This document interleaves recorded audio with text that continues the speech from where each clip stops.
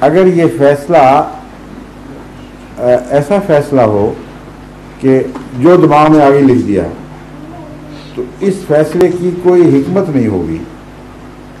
اگر یہ فیصلہ ریلیٹڈ ہو اس بچے کی زندگی کے سٹائل سے اور اس کی کمزوریوں سے، اس کی بیماریوں سے، اس کی صحت کے اندازے سے، تو اس فیصلے کی نوعیت بالکل بدل جائے گی.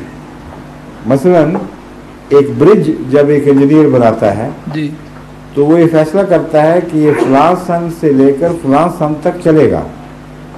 وہ اس کی موت کے فیصلہ نہیں کر رہا ہوتا اصل میں، وہ اس برج کی زندگی کا تخمینہ لگا رہا ہوتا ہے، اور اس تخمینے میں بعض دفعہ 10-20 سال کا فرق پڑ جاتا ہے، لیکن اس کا فیصلہ اس بات پر مبنی نہیں ہوتا کہ میں چاہتا ہوں کہ یہ برج 2020 میں جا کر ڈسٹرائے ہو جائے. یہ نہیں مطلب ہوتا. مطلب ہوتا ہے کہ اس برج میں جو مٹیریل استعمال ہوا ہے، جس قسم کی ٹریفک نے اس کو استعمال کرنا ہے، جس قسم کے ہیزرڈز ہیں، جیسا اس کا زمین اس کے نیچے ہے، جس قسم کے طوفان یہاں سے گزریں گے، جس قسم کے موسم کے اثرات ہوں گے، ان سب کو میں کمپیوٹ کر کے ایک اندازہ لگاتا ہوں کہ فلاں سن میں یہ برج ڈسٹرائے ہو جائے گا. ایک یہ اندازہ ہے. اچھا ان میں فرق ہے کہ نہیں؟ ان دو باتوں میں جی کیا فرق ہے؟ ایک جگہ بغیر کسی دلیل کے خود بخود تقدیر بنائی جا رہی ہے کہ یہ برج فلاں تاریخ کو ڈسٹرائے ہو جائے، اور خواہ اس کی صحت اچھی ہو یا نہ ہو، اس تقدیر کے نتیجے میں اسے ضرور ڈسٹرائے کیا جائے گا. ایک یہ فیصلہ ہے. ایک فیصلہ ہے ان تمام حالات پر نظر رکھ کر ایک عاقل دانش کا فیصلہ، جن حالات میں اس نے اختیار بھی دیا ہے اور جانتا ہے کہ اس اختیار کو یہ چیز اس طرح استعمال کرے گی. تو یہ تقدیر بالکل اور نوعیت کی تقدیر ہے. تو جو بچے کی پیدائش کے بارے میں فیصلہ ہوتا ہے وہ کون سا ہے؟ وہ جہاں تک میں سمجھا ہوں اس دوسری تقدیر سے جو میں اب بیان کر رہا ہوں اس سے ہوتا ہے. اچھا. اللہ تعالیٰ جانتا ہے ہر بچے کے متعلق جی کہ اس کی ایسی صحت ہے، اس کے ماں باپ کی ایسی صحت ہے، اس کے اندر جراثیم ایسے ہیں، اس کے خلیوں میں یہ کمزوریاں ہیں.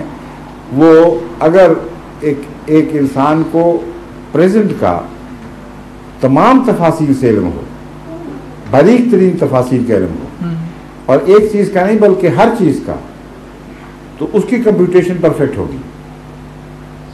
مثلا ایکسیڈنٹ ہے، آپ فلاں وقت چلیں گے، اور اگر یہ بھی پتا ہو کہ کوئی اور شخص فلاں وقت چلے گا اور اس کی ذہنی کیفیت ایسی ہے کہ فلاں وقت اس کو نیند آئے گی، تو اس جو اتنی باریکی سے کمپیوٹر کو فیڈ کرے گا اس کا کمپیوٹر صحیح نتیجہ نکالے گا. تو اللہ تعالیٰ کے عالم الغیب ہونے کا تعلق اس کے عالم موجودات ہونے سے وہ ہے، کیونکہ وہ کامل علم رکھتا ہے، اس لیے مستقبل کا علم اس کا ایک بدیہی نتیجہ ہے، لازماً ہونا چاہیے تھا اس کو علم. اب اتنے وسیع علم کے نتیجے میں اللہ تعالیٰ کے لیے تو وہ ایک ذرہ بھی مشکل نہیں کہ ایک پیدا ہونے والے بچے کے متعلق جانتا ہو کہ اس کی طبی حالت یہ ہے، اس کے ماں باپ کی ماحول کی اقتصادی حالات کیا ہوں گے. اگر ساری تفاصیل کا علم ہو اور اقتصادی بحرانوں کا بھی علم ہو، خاندان کے مزاجوں کا تعلق ہو، علم ہو، اتنا باریک علم چاہیے کہ اس کے تصور سے بھی انسان کا دماغ باک ڈاؤن ہو جائے گا. لیکن خدا کو ہے تو اللہ تعالیٰ یہ فیصلہ کر سکتا ہے علم کے روح سے کہ اس بچے کی عمر فلاں حد تک پہنچے گی. اگر یہ اس بنا پر ہوا ہو فیصلہ تو پھر دعا کی گنجائش ہے، پھر آپ دعا کے ذریعے اس کی تقدیر کو بدلا سکتے ہیں، اور دعا کے ذریعے خدا کو کہہ سکتے ہیں کہ اگر اپنے حال پر چھوڑ دیا جائے تو اس بچے کو اس کینسر کی بیماری سے مر جانا تھا، تیرا فیصلہ درست تھا، لیکن تو قادر مطلق ہے. ہم عرض کرتے ہیں کہ بالا تقدیر کو حرکت دے دے اور یہ بچہ بچا لے، تو خدا کی بالا تقدیر حرکت میں آ جائے گی. اب اس کی دو تقدیریں ٹکرائیں گی نہیں، کیونکہ پہلی تقدیر جو تھی اس کی وجوہات اور تھیں، اس کا خواہش نہیں تھی خدا تعالیٰ کی کہ ضرور یہ مرے. جی. دوسری تقدیر خواہش کی تقدیر ہے، ارادے کی تقدیر ہے. وہ عام تقدیر پر غالب آتی ہے. اسی لیے حضرت مسیح موعود علیہ السلام نے تقدیر کے موضوع پر تقسیمیں کی ہوئی ہیں اور فرمایا ہے کہ بعض تقدیریں خارق عادت ہیں. یہ محاورہ حضرت مسیح موعود علیہ السلام کا ہے. خارق عادت کا مطلب ہے کہ عام قانون قدرت سے ہٹ کر ایک بالا فیصلہ کرتا ہے اللہ تعالیٰ. وہ قانون قدرت پر لازماً غالب آتا ہے کیونکہ قانون بھی اسی کا ہی ہے اور یہ بالا فیصلہ بھی اس کا ہے. لیکن فرمایا یہ خارق عادت تقدیر ہر شخص کے لیے جاری نہیں کی جاتی، بلکہ وہ لوگ اس تقدیر سے فیض پاتے ہیں جو اپنے اندر اور اپنے معاملات میں جو اللہ تعالیٰ سے یا اس کی مخلوق سے رکھتے ہیں خارق عادت تبدیلیاں پیدا کریں.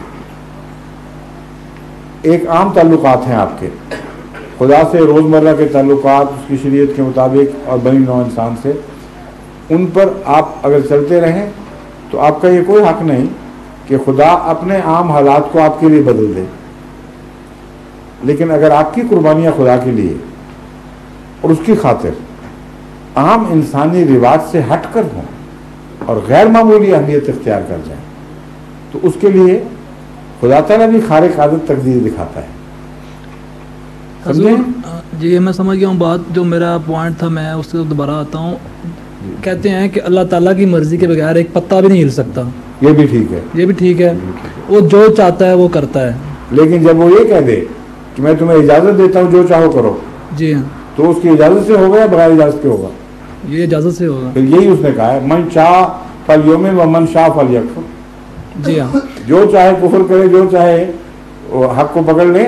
اس لیے یہ کہنا کہ ایک شخص جب کفر کرتا ہے تو وہ اجازت کے بغیر ہے، یہ بھی غلط ہے. لیکن یہ کہنا بھی غلط ہے کہ خدا کی خواہش کے مطابق کرتا ہے. اسی لیے میں نے آپ کے سامنے کھول کر یہ دو باتیں الگ الگ بیان کی تھیں کیونکہ مجھے پتا تھا کہ اس قسم کے مخمصوں میں آپ پڑ جائیں گے. خواہش کی تقدیر اور چیز ہے اور علم کی تقدیر اور چیز ہے. اللہ تعالیٰ نے یہ فیصلہ کر دیا کہ میں اجازت دیتا ہوں، یہ ایک تقدیر ظاہر ہو گئی. لیکن یہ خواہش نہیں ہے اللہ تعالیٰ کی کہ بعض لوگ گند کریں اور بعض لوگ میری بغاوت کریں. اجازت کے نتیجے میں یہ کہا جا سکتا ہے کہ اجازت نہ ہوتی تو یہ نہ کر سکتے، یہ کہا جا سکتا جی بالکل. مگر اجازت دینے والے پر ان کے کرنے کی ذمہ داری آدمی ہوگی کیونکہ اس نے خواہش نہیں کی تھی کہ یہ کریں. اسکول میں جب استاد پڑھاتے ہیں جی تو بچے کو ایک قسم کی اجازت ہے، زیادہ پڑھے کم پڑھے، توجہ سے پڑھے عدم توجہ کرے، یہ اجازت ہے اس کو. جی ہاں. ورنہ اس کے ہر معاملے میں بے انتہا دخل دیا جاتا. اس اجازت کے نتیجے میں بعض بچوں کو استاد فیل کرتا ہے جی. اور اس میں قصور کس کا ہے؟ اجازت دینے والے کا یا اجازت سے نجائز فائدہ اٹھانے والے کا؟ اجازت سے نجائز فائدہ اٹھانا. بس پھر یہی تقدیر کا، اسی قسم کا تقدیر کا تعلق بعض معاملات میں اللہ تعالیٰ سے بھی ہے.